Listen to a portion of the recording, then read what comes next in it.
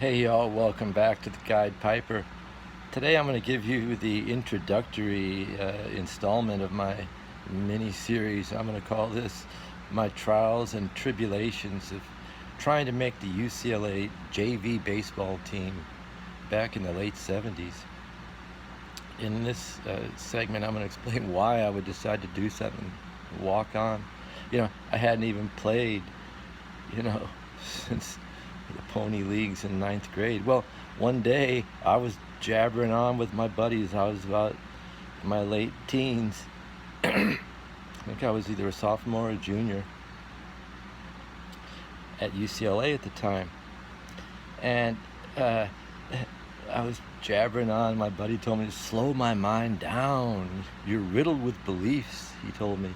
So I actually did it, and I kind of put my head in my, just kind of bowed it forward and tuned out all the other sounds that were going on, the music and everybody talking, and I got silent. It took about 5 minutes, and I heard this voice that said, "You're not through with baseball." I was like, what? I was a tennis player. I hadn't played baseball in years, and I said, what am I supposed to do? And I heard this voice, and it said, go out for the UCLA baseball team. And it shocked me, so I immediately got out of that trance or whatever I was in, and it said, guess what? I'm going to go out for UCLA's baseball team. And all the guys in the car, they were like, what? You don't even play baseball. I thought you played tennis. I said, yeah, I used to play in the little leagues, and pony leagues. I was good, but I quit in the 10th grade. I guess I don't know, I just got this voice when I, slowed my mind down. And so that's what I did. So the very next day, I grabbed the LA Times, looked up sports and recreation, found out some guy saying, baseball players needed for local semi-pro team.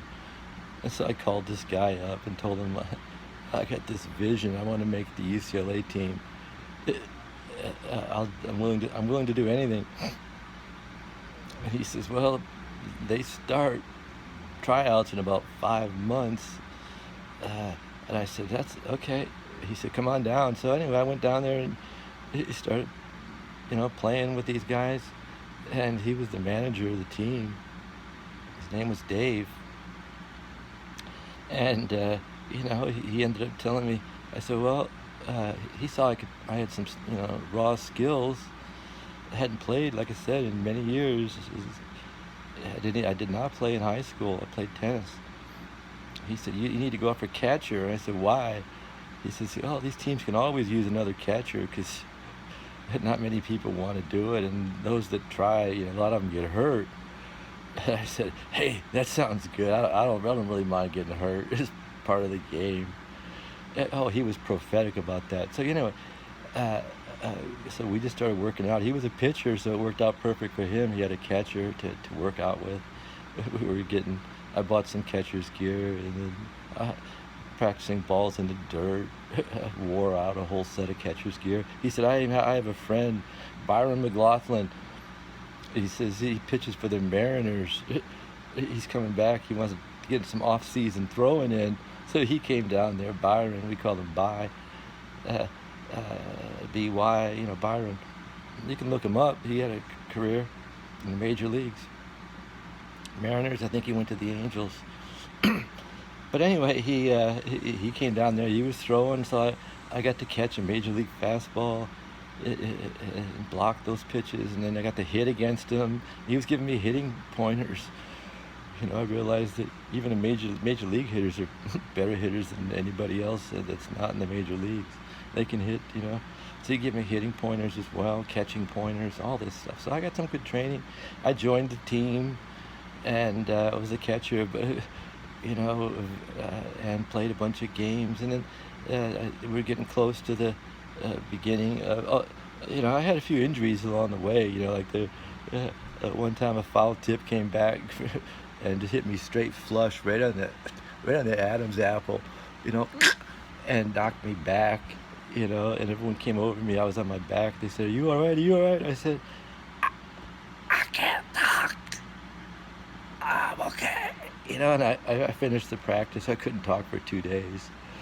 And then, one time I went down to block a ball in the dirt, a curve ball, and it came up, and it caught me on my thumb, and it tore the thumbnail right off my thumb. It was a very, the pain, that one. I had to go on a date that night. My thumb was all bandaged up. I was eating left-handed at this restaurant. I fought through that. I took a foul.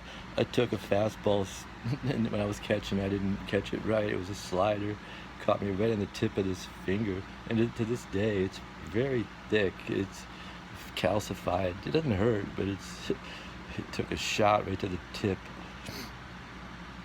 So yeah, I had my share of injuries, other things.